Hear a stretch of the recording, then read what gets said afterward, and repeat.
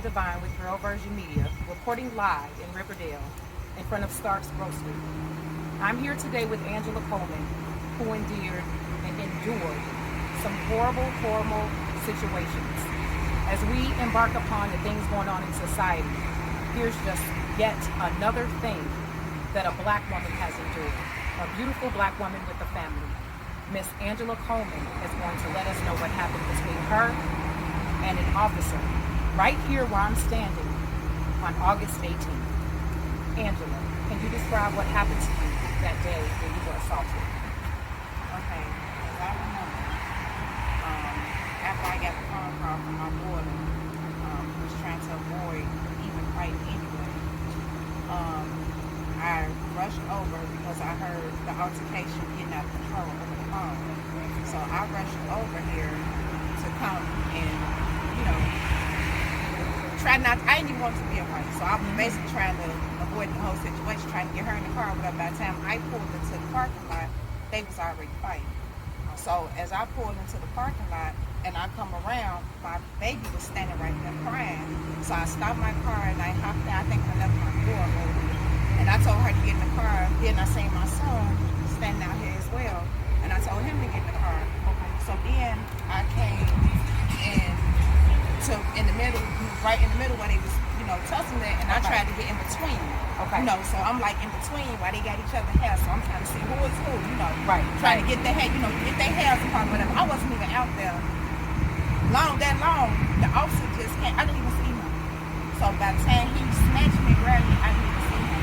So he walked up and I heard him talking, but I didn't expect him to grab me, so I didn't even look his direction because he snatched me by my hair. He snatched me by my hair hard. I'm talking about hard as ever. Like my hair still hurt.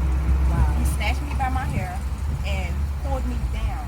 So I'm up. I'm standing up, trying to get in between the girls. He snatched me by my hair and pulled me all the way down. I'm talking about he had the back of my hair, he had me so hard. I was so dizzy when I got up. I had to remember where I was at. So as I get up, so now I'm like trying to, get myself together or whatever. And I start asking him, like, why did you just snatch me by my hand and grab me down like that? Like I'm a parent. I'm out here trying to, break the fight up too or whatever. He was just standing there looking crazy. So at the time that he had, I guess I must have been thinking that at the same stage, he assaulted my son. So I just hear my son saying, why you grab me like that? I want to speak to your sergeant. So my son is requesting for the sergeant. Okay. He said he asked for the sergeant on the scene. So as the other officers approach, he asked them for the sergeant. So they like, he's coming. So the sergeant pulled up or whatever. So my son walked up to the officer and asked him. Now, at this time, I'm still standing there, still in shock that this man just snatched me in my hair. So my son walked up to the officer and he was like, why did you just, twist my arm like that? My arm like it's broke. I need medical attention. This is your son? This is my son. Okay. They denied him medical attention. They denied him. He like, I just want to know if I'm asking for medical attention, aren't y'all supposed to call the ambulance right on scene? And the sergeant was here? The sergeant was here. Okay. They denied him medical attention. So at this time, my son, they tried to arrest him. And I ain't forget about that part. They tried to arrest him and put him in the car saying because he walked up to the officer and asked the officer why did he approach him the way he did. But my son was like, okay, you, whatever he was cursing about saying son, my son held his hands up. He's like, okay, I ain't resisting. He's like, I don't care, put me in the car. As long as I get to speak to the sergeant and make my complaint. And, I need medical attention. My arm's like it's broke. He's like, I don't need to care, put me in the car. Wow. So they put him in the car. So now I'm telling them, I'm like, so y'all can arrest my son for out here trying to help me break up this fight. And this officer pulled my hair, so we just gonna forget about this whole part. Right. So I'm out there snapping like, so the man was like, I thought you was one of the kids. I said, you thought I was one of the kids? What's that to say? Like, I would, I say, I would hate the way you just grabbed and yanked on me, that would have been a kid. That's all he said was, I thought you was a kid. So when the sergeant came, I said, so I want to know you the sergeant, because I know y'all videos are recording, y'all camera, body cameras is recording. I said, I want you to tell me that this is the proper procedure that your officers, who trained them. This is the proper procedure that an officer is supposed to come up when there's the fight and somebody's trying to break it up. That is what he's supposed to do. You telling me you okay in this? That you okay with this? The sergeant was standing there like he was nonchalant. He didn't even care. He's like, you come in the morning and speak to some commander. Oh, in the morning. In the morning. Like the police station was closed. Yeah. Okay. So I say, oh, okay. So I didn't sleep because I was crying and I was irritated. I'm like, I can't even explain the feeling like that. Is, you know, he's right. So I definitely took it racist. You know, like this, he didn't have no remorse. He didn't even apologize or nothing. He didn't do none of that. You know, so I did feel like, you know, I cried that whole day. I went to the hospital the next day. I was just stuck, like, just in the days. Like, I'm still shocked. Like, I can't even believe this man just grabbed me. I just texted my best friend this morning and told her. I just lifted up my braids and tried to put in one big ponytail because I knew I had the interview. Yeah. And I lifted the braids up and I had a flashback. I didn't even know my head was sore back here. He pulled my braids that hard, I still feel the pull. Like I still feel the soreness. You know, like I still feel the pressure. Like I can still feel it. Because he pulled braids out. He yanked me so hard, he snatched 10 of my braids up. 10. He pulled me so hard, when he yanked me down, he had me down, he yanked me down. He was slinging me like I was the one that was fighting. You know, and then the officer was like, well, when I went up to the police station the same night, because I made my complaint that night, but I went to the police station and they talked to the commander. She was like, we seen you on the video and you was fighting. I say, I was fighting. I said, you a lie. I was never fighting. You know, they can pull out whatever body camera, I want to see them too. You know, whatever cameras y'all looking and saying I was fighting, I want to see it too. Right. I say, I was not fighting. Y'all trying to find justification. There's no justification for him pulling me and yanking me the way he did. Not at all. 10 braids. And this happened in front of your children? In front of my children. How did that make you feel as a mother? Like, that's what really had me so sad. Like, damn, and then you know, my daughter seeing not just like my kids look at authority, you know, law enforcement as good civilians, you know. So for my daughter, 5 years old, and my son 8 years old, to see, you know, an officer, a male, and then a white man at that, yank their mother by her hair and pull her down so hard, so extreme, like, and you pulled out 10 of my braids. Like, there's hair up under these braids, so you literally put out my hair. It's not like ain't no hair. That's right. They just came out easily. No. You literally pulled 10 braids out of my hair. I say, so if I was fighting, let's just say, if I was fighting, what can you explain that I was doing so terrible you had to come up and snatch me like that? What do you want to say I was doing? Because I wasn't stabbing nobody. I wasn't choking. Like, what do you, that would be an excuse. Like, I walked up and she was choking this girl, and she was stabbing her, she was shooting her, stomping her. I was doing nothing but regular fight. And he snatched me by my hair and yanked some braids out my head in front of my children, in front of my daughter, and all I'm trying to do is break up a fight. Then when I asked you, like, he didn't even deny it in front of the sergeant. He didn't deny it at all. He said, I did no such thing. He didn't deny it. All he said was, I thought you was one of the kids. Right. I said, you keep saying it. Like, what is wrong with you? I said, you keep saying it. Like, that's okay. Is that okay? You know, like, yes. What is that to say? Like, a kid? Like, it's okay to snatch up a kid like that. I say, then it would have really been something like, come on. So, these are your children, and they were there. Yes. How have your children been feeling? And I'd like to ask them as well, but I want to hear from you. How has this affected your children? And I'm looking at my questions here, and how have they been affected? Well, you know, the next day, one of the officers was coming over, you know, trying to, you know, I guess lift my son's spirit up, showing him a little different, you know, stuff inside the police cars or whatever, but I wasn't feeling it, you know. I'm not gonna lie, I felt like, you know, y'all the whole team, and you was one of the officers that was out here with him, like y'all was, like, you thought it was okay too, and this is a black woman. And I just felt like, you know, it was like, yes, I'm gonna say it was 2 black officers on the scene, and it's just like, you know, I'm not gonna forget where I'm from for no paycheck. You know, like, they stood out, the man was smirking, she was acting like she was just trying to find every excuse in the world that to make it okay for this man, and you a woman. Wow. Not just that, you a woman, you a mother, you know, like, how can you even justify that in any type of way? Like, we both black, like, we both stick together. Absolutely. Like, it ain't that serious. Like, I'm not gonna go against my color, go against my everything for no paycheck. And about how many officers were on the scene? four. So it was three officers. It was two black, and it was one. There was Officer Moni, and then there was the star. You know who pulled up? He was like Asian or Chinese or something. He was, or I don't know. He was something. Okay. And in your opinion, I'm going to get to the children in a moment. What could the officers have done better in this situation? So the range, like, he didn't walk up. It ain't like he came and he asked me to do something I didn't do, and then he snatched me. Like, even that wouldn't still be an excuse to snatch 10 braids on my head. But it was like he didn't come up and try to break the fight up. All he did was walk up and grab me, and then my son was like, "Hey, that's my mother. Why you grab my mama like that?"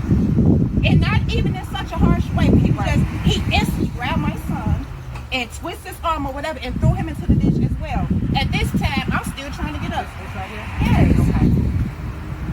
Like, they could have, and then I asked them, I say, like I asked the sergeant, I say, this is part of the training? Is this what they get trained with? This is how they train to break up fights? Right. The sergeant said, well, if it's a huge fight and there's a lot of, the officers are supposed to do whatever they have to do whatever it takes. I say, well, there was a few people on the scene. There wasn't no big old riot. So you can't say it was a big riot and you came up and you was afraid of your life, and like, what can you say that can clear you to say that it was okay for you the way you snatched my hair and my braids out my hair like that? Like, that's right. With everything going on in the world right now, and this just adding fuel to the fire, nobody is safe. Not black men, black women, black children even at this point. Because what's happening is they're not understanding that the social, emotional drama and hurt and pain that the children endure is a serious situation, because they're watching what's happening to them and now they have to process it. So in your opinion, with everything that's happening, what does not only this do, but what do you feel society and our world is doing? I want justice. I don't want this to never happen to nobody the way it happened to me. So I'm seeking for justice. I want to know, like, is he too old to be working? Like, is he blindsided? Like, what's going on? Was he off too much medication? Did he have a drink while he was on the job? Like, what was wrong? Something wasn't right. Something wasn't right about it. Or was he just that racist? Like, I feel like the police stations is hiring undercover KKKs. Because why is it that everything that everybody's happening to is a white officer? Jacob Blake, 2 white officers stood behind this man and shot him 7 times. The officer that damaged me and my son, white. Then I'm watching the videos. The little boy got killed. Like, everything. Like, I feel like they hiring undercover. Like, do better background checks. Like, something's not adding up about these officers. Either y'all hiring undercover KKKs or something like that, or they already in groups and forming undercover groups. Like something's not adding up. Because it's like, I feel like they just have a strong, hateful demeanor towards black people. Like, it's either that, or either if you really, really hate black people and you just angry because I made you so mad, but everybody who was in the circle was black. Man, let me put that in the clear. Okay. The kids, me, everybody. So either you was that mad about it's a racial thing, or he was awesome. Or they just know that they can get away with it. Yeah. And it's too much of that's going on, and I want justice. I don't want it to never happen to nobody else. Mother, sister, daughter. Like, I'm somebody's daughter, sister, mother, best friend, auntie. I belong to somebody just like these people. They feel like they the only people important. I'm important too. That's right. Now I got all this stuff going on with my hair. I got to figure things out. I'm supposed to be starting my food things. This is putting a pause. This is putting a stop a lot of things. I can't stop thinking about it. I keep having flashbacks. I definitely had one earlier when I tried to put my hand in a ponytail. Yes. Like right now, having to be, just here. Right, and then steady with everything else is going on, that's really making it hurt even more. Like, I'm glad I ain't get shot. Yes. I pray to God he didn't get out with no gun and just start shooting everybody. But the experience that I experienced, I don't wish it on my enemy. I don't even wish that on my enemy. Wow. He grabbed my hair so hard and yanked out them 10 braids. In the back of my hair, my hair's so sore. My other best friend told me when I take these braids down that my hair probably gonna come out. that it's probably, she's like, that's probably what the pain is, that the head and the back came out. It just ain't out because I still got the braids in. I'm so sorry. This is disheartening. It's hard to do things like this without feeling emotion. As a mother, as a black woman, it's very difficult. Just looking at my notes here on the phone to make sure that we cover every area, dot our I's and cross our T's. I know your son TJ is here. Do you mind me asking him how he feels? TJ, can you let the world know how you feel about the situation that happened with mommy? Can you turn this way? Like, obviously, I don't like it because he insulted my mama because she was trying to break up the fight. And he just got out not knowing what's happening. He just, like, he could have got out better than that instead of, he could have, like, got out and started asking people what happened. Other than that, he came up and started pulling my mama and my brother for no reason. And all they tried to do was break up the fight. They were trying to keep peace, right? And like, I didn't even know what happened. Like, my brother, he just told me to follow him and come on. And then that's when my mama didn't know who he was going out the door because she was on the phone with her. Trying to see what was happening. She hung up and she pulled up and then I just reacted because like I don't even know what to say at this point. You are a smart, intelligent, handsome young kid. Okay? And mommy's gonna be alright? Amazing. Words from a baby that had to watch his mother get assaulted and thrown around. It's not okay. It's not okay. So at this moment, we're gonna wrap up. You wanna add something? Okay. Yeah, actually, I didn't do it. My body did it. It just made me start swinging up the officer because he swung my mama and my brother and they were just trying to put it in there. My little sister's phone right there. And I know how it felt to her to be assaulted by white policemen in front of her kids. How old are you? Out of the mouths of babes, right? You hear this smart, handsome young man representing, and his mother has to not only protect herself, but teach him how to grow up in this world where black men and black boys are getting killed by the minute, by the second. And the stories that are being reported are the ones that are being reported. Please understand that there are countless hundreds others that are not being reported. Anjanaya, do you want to tell them how you feel about what happened with mommy? Do you want to talk? Okay, you can turn around and tell the camera. How do you feel, baby? I feel that I was standing there. I was right there. I saw my brother get fight. You saw your brother get fined? Yeah, and how did that make you feel? Real mad. Real mad. And how old are you, beautiful? 4? Wow. 4, 5, and that's something that you shouldn't be going through either. So I know mommy's gonna take care of you and God's gonna take care of you too. Thank you for sharing. Are you okay? You doing all right? Very beautiful. You all, this situation is sad. It's heartbreaking, and this is just what she's able to express now. Imagine what she has to live with. These are moments on a camera, moments with a microphone, moments with her family. Right now, we just want to know, how can we help? How can someone help you in what you're going through right now? Can you express that to the audience? Share my story, help me get it out there. Like I say, I don't want to never see this happen to nobody else. Like, I'm still traumatized. You know, I'm ashamed and embarrassed of certain things, but I'm not ashamed or embarrassed to get it out there. Black Lives Matter. That's why I'm wearing my shirt. Black women, you know,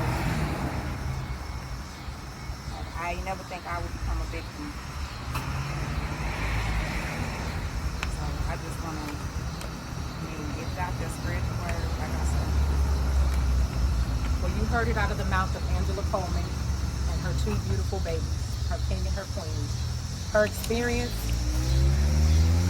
is yet to be televised, but you can help spread the word on what has happened with Angela Coleman right here in Riverdale. One story of many stories. Spread the word.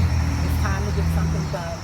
It's time to do something about what's going on, not only in this city, but in this world. My name is Shartia Divine, reporting with Girl Virgin Media, and you better make sure you get your life right.